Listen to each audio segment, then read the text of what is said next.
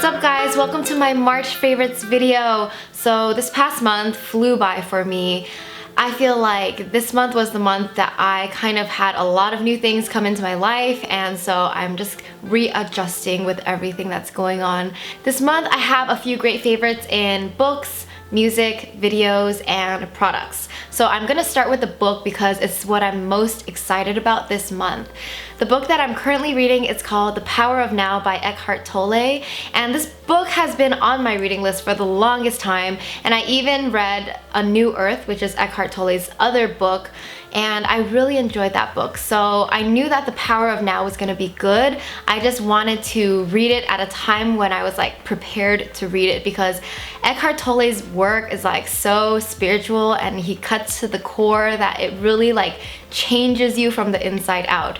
So I kind of had it like just on my reading list for the longest time and finally decided to dive into it this month. So I'm over halfway through the book and I just enjoy it so much because I feel like I'm learning and I'm growing and I'm just becoming more conscious and aware each time I pick that book up and read it. So when I read my 10 pages at night, I really feel calm and peaceful, and just reading the book itself makes me more aware of the present, of this current moment, and it really helps me enter the now, as he calls it. So if you guys have not heard of Eckhart Tolle, definitely check out his books. I think I would probably start with reading The Power of Now. I started with A New Earth because that was more highly recommended by Oprah and it was his newest book, but I feel like The Power of Now is more of his foundation of his teachings. So it's so good and it's hard for me to explain it. It's just something that you have to read it for yourself and really dig deep and take the time to sit in it and understand it for yourself. My next favorite is this mini 3-video series called Tiny Feminists, and it's directed by Yulin Kwang. The story follows these 3 elementary school girls who gather to form this tiny feminist club to fight for their rights as women. So it's just really adorable and really fun to watch, especially because of their little references. And I'm just so happy to see more content like this being put out there. Like, it's just very refreshing to watch, and it's just, I know that you guys will enjoy it once you watch it. Yulin Kwang is an amazing director. She comes out with such great content, and I just, watch it. Just go right now. My next favorite is this Creme Lab Shadow Off Eye Cream. This was sent to me by peachandlily.com. They are a Korean online retailer. They sell like Korean beauty and skincare products. So if you guys know me, I love Korean skincare products. Like, ever since my trip to Seoul last November, I have discovered like a whole new world of Korean skincare products, because I just feel like Koreans know how to treat their skin really well. Like, they pay a lot of attention to skincare, so they have so many different products out there that are so great. So this eye cream specifically is supposed to brighten those dark eye circles and reduce fine lines. So I love using this because it's so rich, and I love putting rich, creamy things on my face because my face is really dry. Also, I was doing some research on this brand, and it turns out that Michelle Phan also uses this eye cream, and she also really loves this brand, Creme Lab. So that gives it some credibility because I really look up to her for my beauty and skincare knowledge. Another one of my favorites this month is this silver eye necklace by Maggiore. So I just love silver accessories right now, especially if they're like dainty necklaces. So I've just found myself wearing this like every day pretty much for this past month. Alright, let's move on to my favorites in music. So at the beginning of the month, I for some reason got really into learning the lyrics to Time to Say Goodbye by Andrea Bocelli. I'm sure you guys know that song. It's like a classic. But it just happened really randomly. I was hanging out with my dog and I was just singing, and I started to mumble the words to that song because I've always just mumbled the words to that song because it's in Italian. And then I stopped myself and I was like, wait, I know Italian, like I know how to read Italian, and I learned basic Italian when I was studying in Italy. So I was like, how did I not learn the song sooner? So that day I looked up the lyrics to that song and I started learning them, and it took me like a day and a half to learn the whole song and memorize it, and I just had so much fun listening to it and singing it again and again. It's just, I don't know, I like to learn songs in different languages sometimes because sometimes I hear an English song. If I hear a song like 2 or 3 times, I'll already know the lyrics in my head. I just feel like I absorb music really fast. But when I hear a song in another language that I like, then it's more of a challenge to learn that song. So I'll do that. So I do that with a lot of Chinese songs.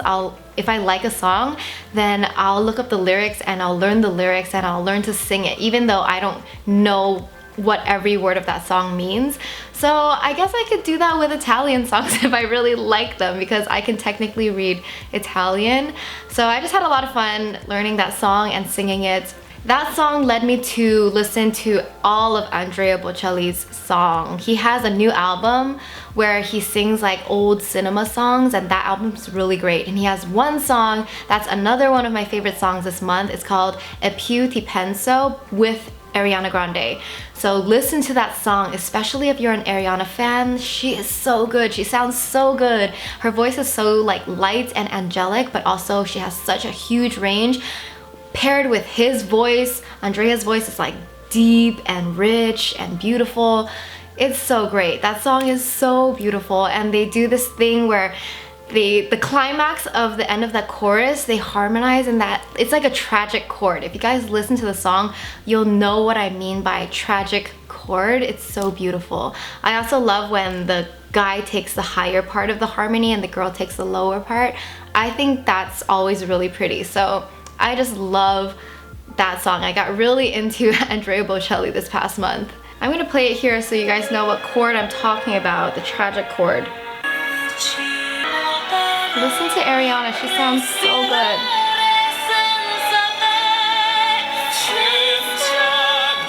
So this is the major, and then it goes to the something else. It's so beautiful.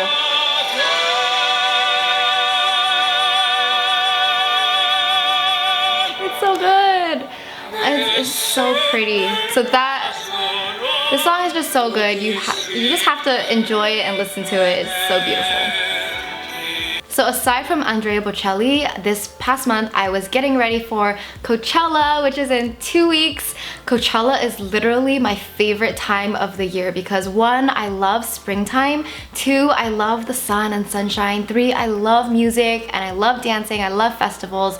So I'm just so excited for that event. So in preparation for Coachella, I made a Coachella 2016 playlist that I've been listening to on and on. That playlist includes just the artists that I'm excited to see at Coachella, so it's pretty biased. I don't have all the artists, but they're just like whatever I want to see, whatever I like. And also I started a new spring 2016 playlist. So in that playlist, I put all of my current favorite songs that I'm digging, and most of them are just like really fresh sounding beats and cool vibes.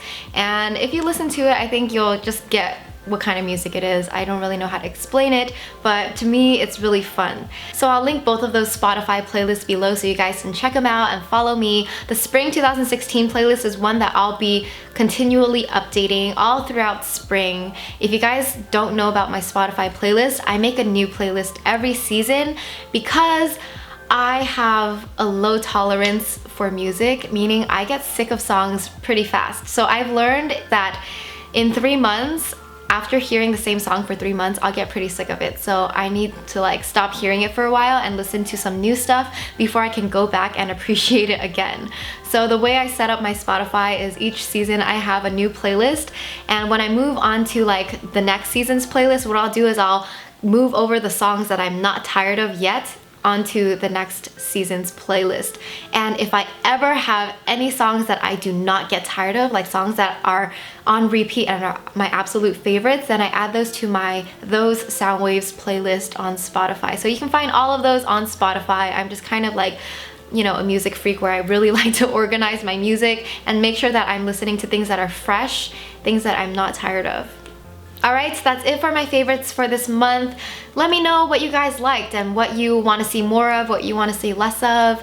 And yeah, I guess now I'm just gonna sing Time to Say Goodbye because yeah, I'm proud that I learned all the lyrics, so I'm just gonna show off.